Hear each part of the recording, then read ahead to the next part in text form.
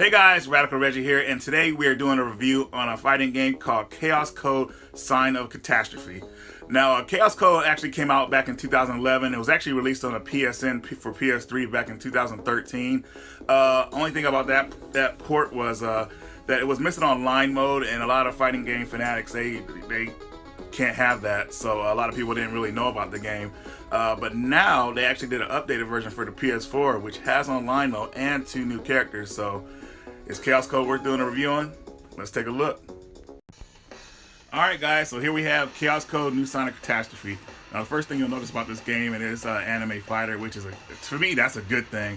It adds a lot of fighters from all types of genres, like a samurai guy, crazy robot girl, and some guy who could change into all kind of different superheroes, which is pretty cool. Like I said earlier, it does have the online mode, which is fantastic, and has a whole bunch of other modes you could look at. There's a color editing mode, gallery, collection, mission modes, and stuff like that. As you play the game, no matter what you do, you'll earn money to unlock stuff. But what this updated version adds as well, it adds 2 new characters. One character's name is Lupinus, I think, and the other character's name is Ray. I haven't used them really much yet, but they look pretty cool. But I had to go with my go-to character, K-Sith, awesome character.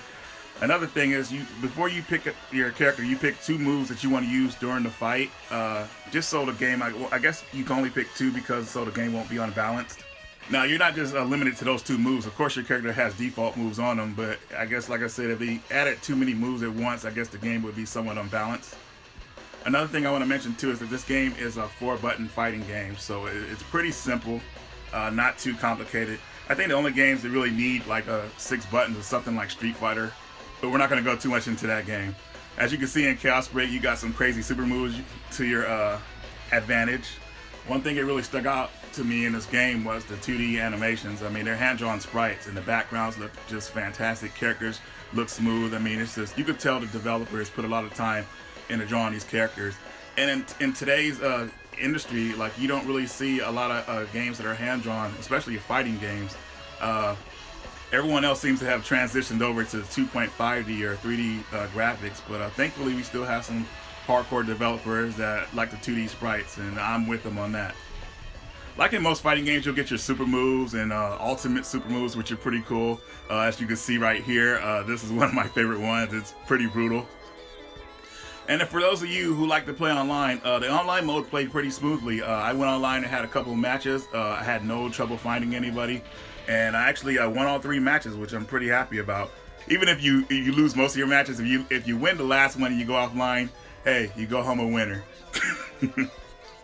So the music in this game is really catchy. I mean, almost every sound is like really upbeat and cool. I mean, definitely if this game had a soundtrack, it would be something you could play in your house or in your car or wherever. Now, for those of you who don't have a PS4, you can get this game on the PSN. I mean, not the PSN. Well, yes, the PSN, but it's also on the PS3. You could download the old version of the game, which the only bad thing about that version is missing the 2 characters, and you don't have online mode. But if you're cool with that, you'll still enjoy it as much as I did. One thing about this game is, you feel like something like this has to have some kind of physical format. I mean, when it goes to digital games, it's like games can be lost or just taken away from us. We don't really own them, and that's a sad case, especially with this game. Hopefully, if sales are good enough, somebody will possibly want to publish this game, as a physical release, and that would benefit all of us, especially as fighting fans, because this is a game that it shouldn't be missed. I mean, this game is fantastic. This is the fighting game I'm playing right now, and you guys know I'm an avid fighting fan. And I've been trying to play this to get better at it. I'm trying to get most of my friends to know about it. They enjoyed it too, but I'm just really on it. While everybody's on the Street Fighter hype train, I usually look the other way at other games because other games get overshadowed, unfortunately. But hopefully that won't be the case with Chaos Break. Oh, excuse me, I said Chaos Break. I meant Chaos Code. Look, I'm already messing that up with another review.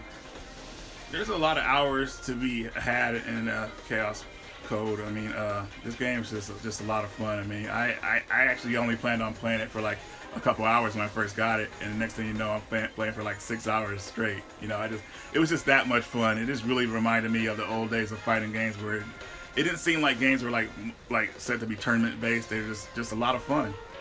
Right now, my main character in the game is K-Sith. It's a 2-character combo team, which is pretty cool. They play so fluidly that they actually feel like one character, which is pretty awesome. You know, other games, if you play as 2 characters at once, it feels like you're playing as 2 different. But they're so in sync that they just really feel like one character, which is pretty awesome. Chaos Code, I love you. My new main fighting game.